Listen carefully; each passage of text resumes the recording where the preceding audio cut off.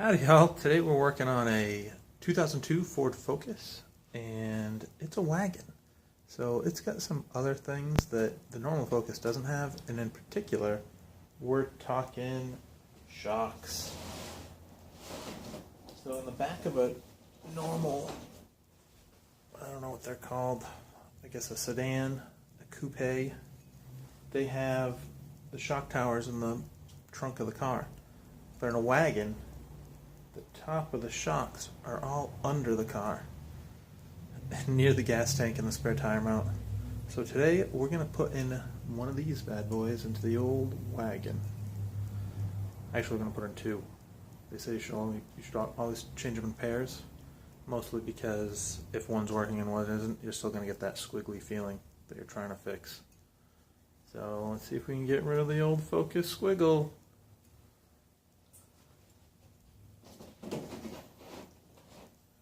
I am going to lift the car because, of course, my cute little garage here, I don't have a real lift, so I've got to take the tires off, only because when you take the tires off, it gives you a little bit better access to the back of the bottom bolt.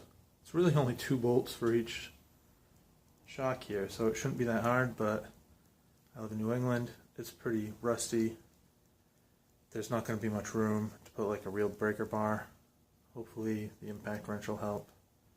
Who knows? But we're going to lift her up, take the tires off, and see what happens. Only 4 bolts is what I tell my wife. It's only 4 bolts. I can do it. So we'll see. 4 bolts. I'll show you it once it's up. It'll be awesome. So here we are under the Ford Focus wagon, and this is the lower shock bolt. It's actually welded on the other side. The nut is welded on the other side, so that's kind of nice.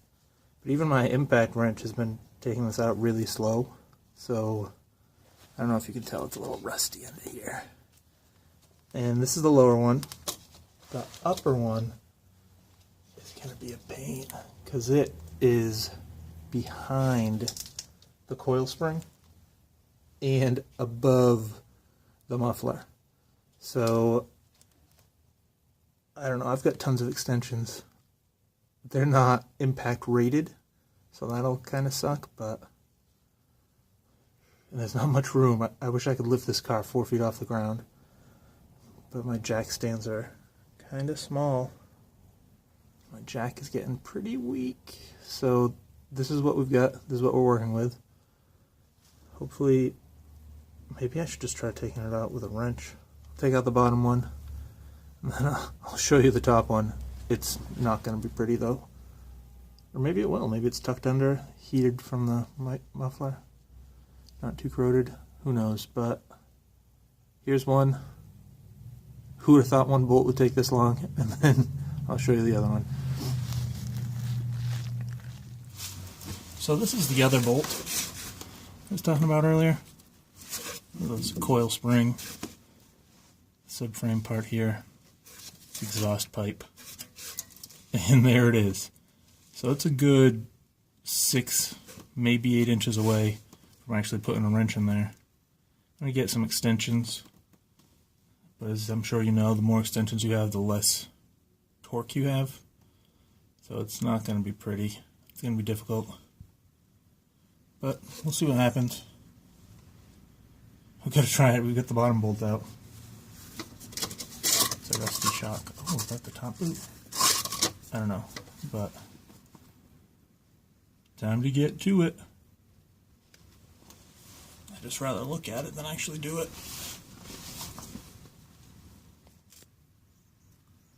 Well, alright, I'm not going to say I'm usually very lucky, because maybe I am very lucky, but generally I'm not this lucky. I was able to get my impact wrench, air-powered impact wrench, into the space. And it came right out, so that's pretty awesome. I don't know if you can see, but now it's hanging because this pressure from the spring is going to require you to put a jack under the hub here and lift it up a little. So once you lift it up, you can pull the nuts right out because there's no pressure on the bolts.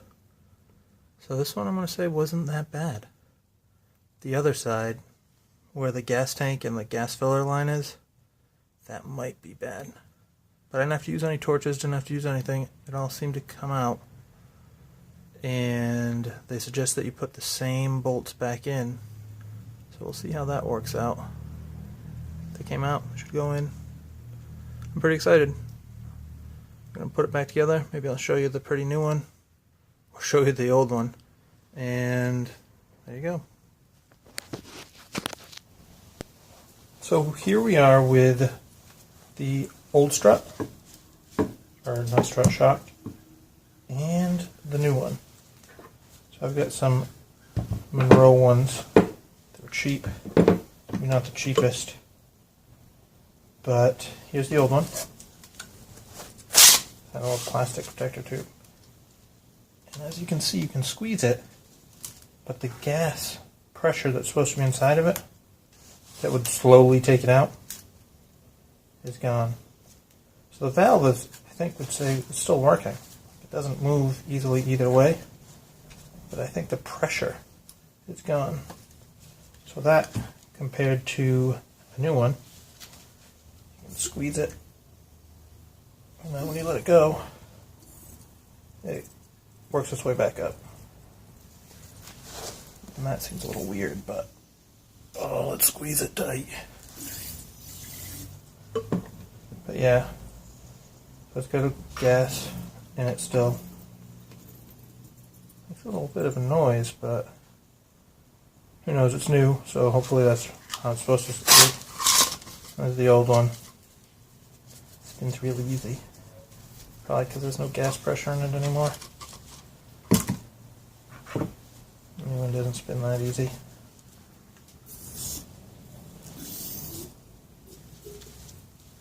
The bushings on these don't look too bad. They probably don't take much of a beating since all the coil on the frame keep it pretty lined up. Yeah, old and new. Something wrong with this one. Ooh, I can hear it coming out.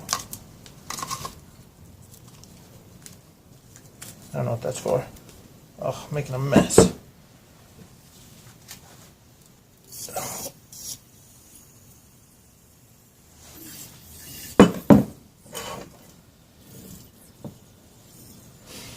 I don't know, hope that's useful information for you. I don't know if it is for me, but there it is. Ooh, bottom's all.